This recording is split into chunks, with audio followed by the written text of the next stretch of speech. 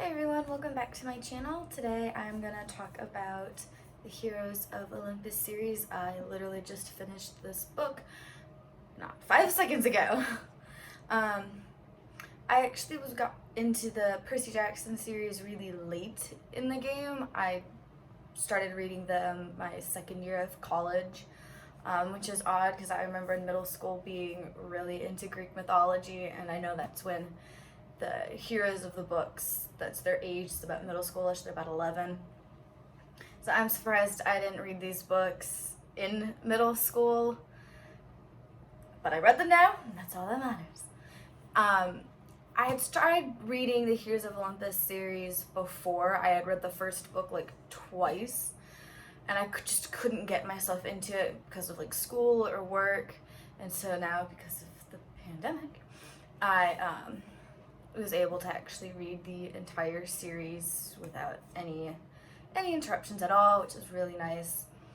So yeah, Heroes of Olympus. Oh, where to begin? Well, first I like that they also brought back Annabeth, Nico, and Percy. I didn't know really when I got into the series how big of a part they would play in the books. I'm glad they played a big part in the books. I also liked meeting the new heroes that we go on this adventure with. We've got Hazel, Piper, Frank, and Jason. And in the very end, we've got another hero, Raina.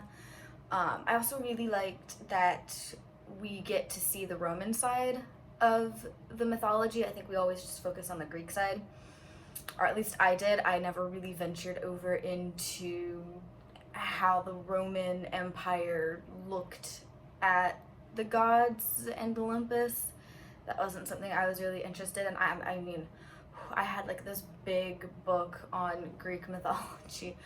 None of it was translated into the Roman side of the mythology. So I also really liked how, so I only knew some of the Greek stories and not really in depth, and it has been years since I've read anything on Greek mythology. Like I said, I haven't done this since middle school, so that's over a decade ago. So I liked that that the author, Rick Riordan, I'm hoping I'm pronouncing the name right. I liked how he incorporated the stories from Greek and Roman mythology in there, so that way there's always this there's a connection between the heroes and the god or the monster that they were interacting with. You could always be like, oh, that's that story. Oh, that's cool. I didn't know that before. So I just liked that both in this series and the Percy Jackson series. I also really liked how at the end of the entire series there's always a glossary, so if you didn't understand who a person was or what something was, there was that you could always look at. Instead of trying to look it up on the internet, you could just go to the back of the book and all the information would be there. I thought that was really a helpful tool because, again, it's been a decade since I've been into Greek mythology. I don't remember everything anymore. I really enjoyed all the heroes kind of coming into their own and being okay with the gifts that their parents had given them. I really liked, for me in particular, I really liked Piper's storyline, coming to terms with her mom being Aphrodite and like her coming to terms with her dad being a superstar as a movie star. And her charm speaking, I remember in the very beginning of the series she did not like that, and towards the end she was able to use it and be proud of the gift. I really enjoyed her story arc.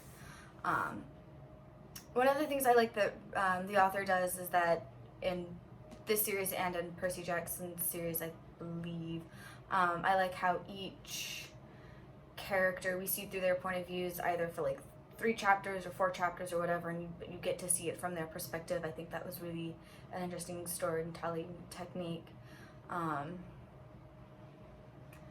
I can understand why this series is still popular for a lot of young children. When I was doing internships, at least the Percy Jackson series, I saw a lot of students still reading the books, which I think is wonderful. They're great books. I would definitely recommend it to young readers, or just if you're interested in the Greek mythology. There's definitely a lot of history in the books. He does a lot of research and it shows, which is great if you're doing something that has a lot of history to it. Yeah, I would definitely recommend this book. If you have a young reader at home, if you're a parent, you've got a young reader at home, this would definitely be something to give to them to read and enjoy, hopefully. One thing that, like I said, I didn't read the books in middle school, but I did see the movie, which makes one of my friends very upset because I didn't read the books. I was only interested in the movie for a long time, and then after reading the books, I'd be like, yeah, the movie's not that great. So I would ignore the movies if this would be the first time you're reading it or you're discovering it, your child is reading it. Ignore it. It's not worth it. But overall, yeah, this was a great book, great series. I recommend it, and I will see you guys next week. Bye!